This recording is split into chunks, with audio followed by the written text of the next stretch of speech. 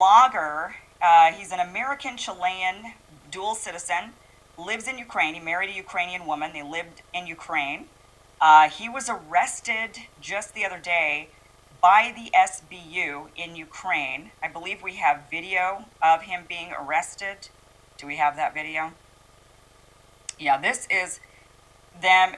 So actually the SBU put this video out, and they put it to kind of techno music. So That was Gonzalo Lira being arrested this past May. If you don't know who this man is, he is a 55-year-old Chilean American blogger, meaning he's an American citizen who used to be a dating coach, but now is covering the news on what's going on in Ukraine with the whole Ukrainian-Russian situation. And he was arrested by the Ukraine special investigators because they said he was a pro-Russian sympathizer. And this is because of his views that he has on the situation that's going on. And it seems that he's leaning toward understanding Russia. Not saying that he's pro-Russia, but understanding Russia. This is what he's being charged with. SBU detained a foreign blogger in Kharkiv who denied the crimes of the Russians and insulted Ukrainian defenders. The security service gathered evidence against a foreign blogger who publicly justified the armed aggression of the Russian Federation and spread fakes about the war in Ukraine. The person involved has the citizenship of one of the countries of Latin America, but has been living in Kharkiv for several years. He's also an American. After the start of the full-scale invasion, the blogger was one of the first to support the Russian invaders and heroize their war crimes. He also engaged in discrediting the highest military political leadership and the defense forces of our state. It is documented that that last spring he personally filmed provocative videos in which he tried to capture the faces of Ukrainian defenders and insulted them.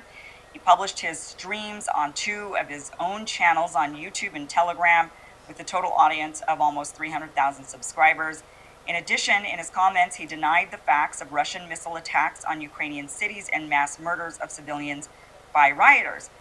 During searches of the suspect's residence, mobile phones and a computer with evidence of illegal activity were found. Examinations initiated by the SBU confirmed the facts of criminal acts. Foreign blogger. So far, the investigators of the Security Service have informed him of the suspicion under Art 2 and Art 436-2 of the Criminal Code of the Ukraine Production and Distribution of Materials containing justification armed aggression of the Russian Federation against Ukraine, committed repeatedly. The court chose preventative measure of custody. An investigation is ongoing to establish all the circumstances of the crime. Complex measures were carried out by the SBU employees in Kharkiv region under the procedural guidance of the Regional Prosecutor's Office. So, in a nutshell, what they're saying is he's guilty of the crime of justifying Russia's invasion, of being pro-Russian, essentially, and giving maybe a historical background to the reason why Russia would invade Ukraine, discussing NATO expansion, discussing maybe the Nazis, the Azov battalion inside of Ukraine, the ongoing civil war in Donbass against Ukraine, between Ukraine and Donbass. And because he was reporting on these things and giving that opinion, that is actually a crime in Ukraine. You're not allowed in Ukraine to be pro-Russia. You're not allowed to justify the war. He was finally released, but he let off a slew of tweets talking about his time in a Ukraine prison where he was being abused and tortured from different cells by the actual prisoners and not the guards. And certain people who was abusing him, that was administering this torture, they were held with the little punishment of their own because they were not supposed to leave bruises on them. I mean, the torture got so bad that they even took a toothpick and scratched the white of his eye and was making jokes saying that, well, you can still read with one eye, right? My issue is not with what he believes in, his views on the Russian and Ukraine situation, the side that he takes. Because me personally, both of the governments are corrupt, the Russian government and the Ukraine government. So I don't care about either one. Both of them are wrong, and this war is totally stupid, and people are losing their lives for no reason. My issue is what Mr. Lira said about the American government when he contacted the U.S. Embassy. When they didn't actually come out to help him. They just said, "Come on, man. You know, we support you." That's about all we can do. this kind of confuses me because, like, just follow me real quick. Ukraine is supposed to be our friend in this situation, right? That's what they're telling us. We're supposed to take the side of the Ukrainian people. But at the same time, the government of Ukraine wouldn't release an American citizen, and the American government wouldn't go fight to get him released.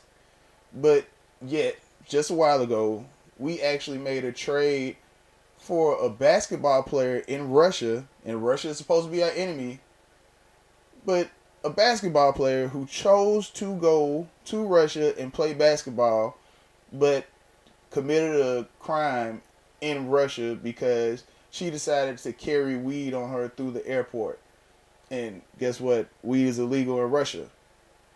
And we were able to make a trade for her by giving up the Merchant of Death, a man whose nickname pretty much tells you exactly what he's all about. How's that possible? Why wasn't Gonzalo Lira more important to them than a basketball player? I mean, it's probably because he's a man, he's not black, and he's not a lesbian. So it makes sense to me. All I'm saying is neither one of these people are too important to actually make a trade for the Merchant of Death, but I would just think that getting an American citizen from somebody who's supposed to be our friend, and the only thing he did was violate his freedom of speech, where he was taught that you had in America. But we forget as a people that the United States of America is the only place where they actually have freedom of speech. Not anywhere else on this planet, and especially not in Ukraine. Like, come on. They even made their trans people go to war. I don't accept the fact that we were willing to trade a terrorist for a basketball player. At least that this guy, Gonzalo Lira, has some type of clear views that you can actually make a argument about to understanding why Russia did what they did. But some of the stuff that Brittany Griner says, I completely disagree with it.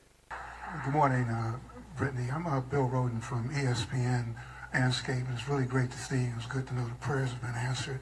The question, you've always represented so much throughout your entire career about access and, you know, being able to do stuff. And I hate to put one more thing on your plate, but there are a number of states who are aggressively moving to prevent transgender athletes playing.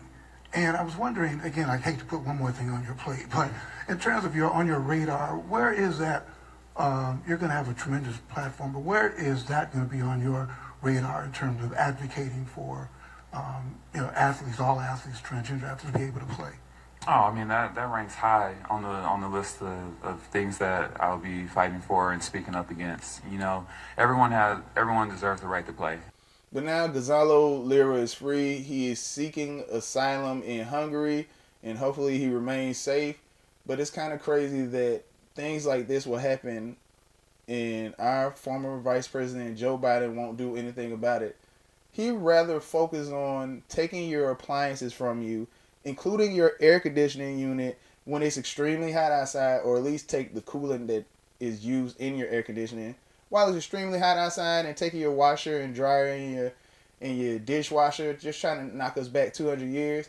But it's not focusing on, the bigger issue, but like, the fact that Ukraine decided to bomb Moscow a couple of times, and then Russia decided to retaliate by bombing like really, really close to Romania, which is a NATO ally, not Ukraine, which is why I don't even understand why we're over there, because Ukraine is not part of NATO. But this is a big deal. We're probably at the very beginning stages of World War III, and nobody's paying attention to it. I'm just a little nervous. That's just me though. Let me know in the comment section down below. What do you think? Do you think that Gonzalo Lira deserved what he got? Because there's no reason, no way that anybody on this earth should support Russia over Ukraine. And also, how would you feel if Joe Biden decided to come in your house and take your air conditioning unit? And are we close to World War III? Please let me know in the comment section down below. and also has nothing related to any of these topics. But Lizzo is a